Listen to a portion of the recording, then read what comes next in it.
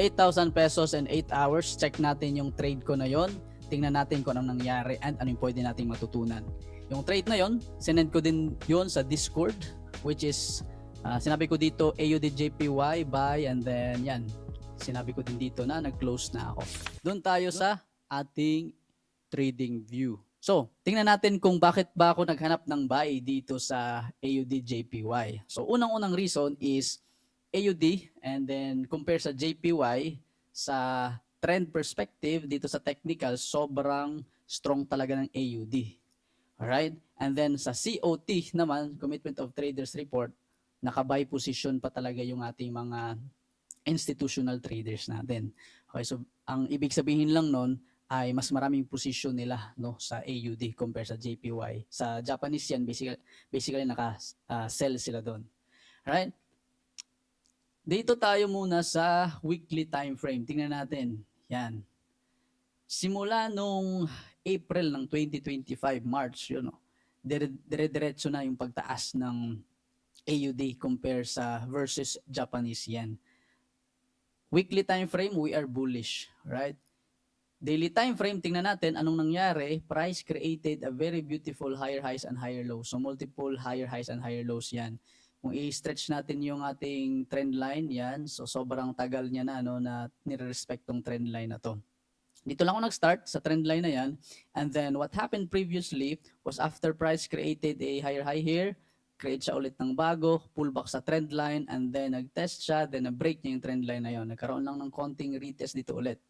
So it was Monday, no, Monday ng March 9, and then currently yung price nun is andito mismo sa ating previous resistance. Now currently now potentially could act as support.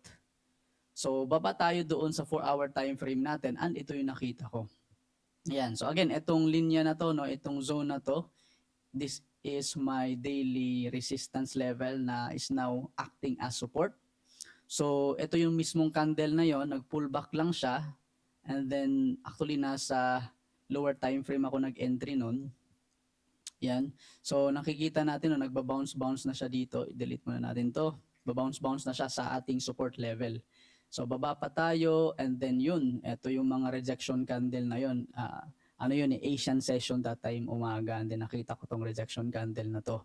Usually sa lower time frame, hindi ko na masyadong tinitingnan. Hindi na ako ganun ka-strict sa EMA, no, as long na nakasunod siya sa higher time frame na moving average ko. Again, moving average, hindi siya yung signal na yung magsasabi magbabuy ka ba man or nagsisell. Additional confluence lang siya for you to have an idea kung ano yung current trend ng market.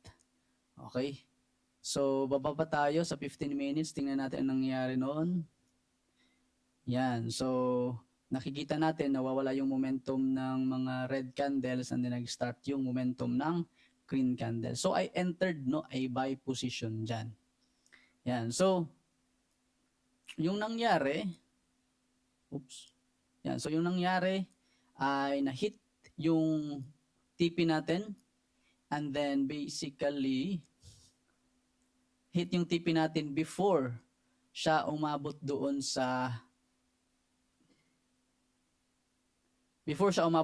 kanyang resistance level. And then actually sumobra pa nga siya, no? So let's say kung i-stretch natin to, umabot pa siya ng 1:2, no? Sumobra pa ng 1:2 yung trade na to.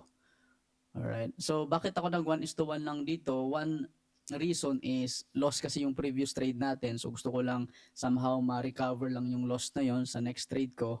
So nag-take lang ako ng quick, no, na trade here. Basically, 8 hours lang siya, around 8 to 9 hours lang yung trade na to nagtagal. So at least nabawi natin yun somehow, and then ready tayo to trade, no, sa mga future trades natin kasi somehow nabawi natin yung loss na yon.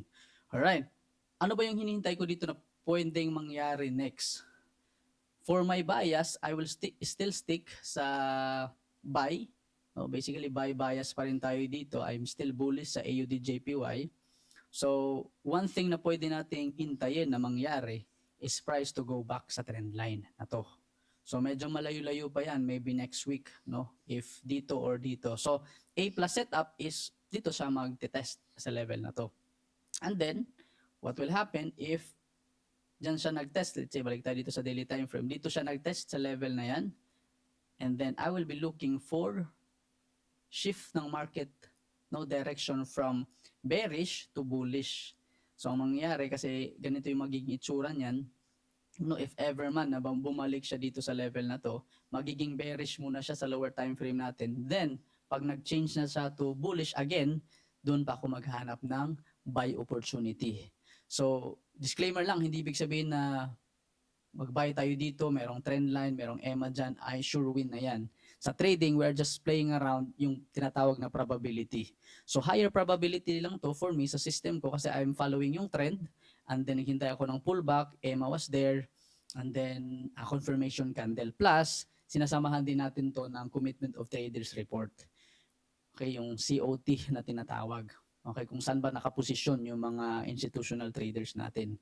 Kung bullish ba sila sa AUD or naging bearish na sila. So, tinitingnan din natin yon. So, ito yung hinihintay ko na trade. If papasok ulit yung price dito, then I will be happy to take a trade. So, and then ita-target natin yung high niya. Yan. So, kanya maging itsura ng trade natin. And if pinasukan ko to in the sa next week, magagawa ulit tayo ng video no kung ano mangyayari if mag-SL ba to or mag-TTP. Okay, so yun yung magiging itsura. So isang pair din na meron tayong running trade actually ngayon. Sinend ko din to sa Discord natin. Yan. GBP USD sell. So sinend ko to kahapon. So ito pa yung itsura niya kahapon. Yan. And then ilagay lang natin dito yung mismong trade na yun at bakit ko pinasukan yung trade na yun. Yun yung current trend na trade natin. Yan. So, punta tayo sa daily time frame. Sa GBP USD, price break itong major na trend line no, for me. No, nag-test siya dito sa EMA 200 and then nag-react. However, nag-start na siya pababa ulit. No, and then check natin yung COT, basically Commitment of Traders Report. Price, yung institutional, yung mga big time players natin sa market, they are short sa both actually sa dollar tsaka sa GBP. However, mas naka-short position sila ngayon sa GBP. Right? So, after mag-create itong shooting star sa daily time frame, ang ginawa ko ay went to my lower time frame and then which is this time H4 and then ay nakita natin itong candle na to. Yan o, bearish engulfing candle. So, ibig sabihin lang niyan, price gustong umangat pero ni-reject pa rin sila pababa. So, I entered exactly here. Dito banda yon yan. And then yung TP ko around sa level na to. Yan. So, parang ganun yung itsura niya. Yan. So, running pa siya currently ngayon. So, naka-profit lang tayo dyan ng onte running PNL natin. Ang nangyari, after ko mag-entry, nag-pullback muna siya sa key level na to, which I don't mind since nag-entry kasi ako sa Asian session usually. And then eto, London session to. Then after nyan, bumaba na lang siya sa kanyang direction talaga kung saan siya kailangan pumunta. So yung next na hinihintay ko na level is this one. Yan. So as long na yung price is below sa zone na to, okay, I will be looking for sell sa GBP USD. Pero let's say mag-SL tayo, which is okay lang, no? Bakit okay lang, coach? Kasi when you already are trading for matagal-tagal na, alam mo na meron talagang mga SL sa trading. Yung pinaka-edge mo na lang talaga, no, aside sa ability mo to analyze yung market, technicals, and then fundamentals, ay yung risk management mo. And then, of course, yung emotion mo sa trading. So, pag nag-SL tayo dyan, ibig sabihin, invalidated na tong trade natin na to, then I might be looking for a buy opportunity that time. Pero again, as long na yung price is below sa zone na to, hanggat nasa baba siya, it's either andito siya sa baba, yan, so I will still be looking for sell opportunity. Yun lang guys, yun yung in-anticipate natin na mangyari sa GBP USD. Kung may mga pairs kayo na gusto nating i-focus on or i-analyze natin, comment nyo lang sa baba. Yun yung gagawin natin next time. See you sa next video.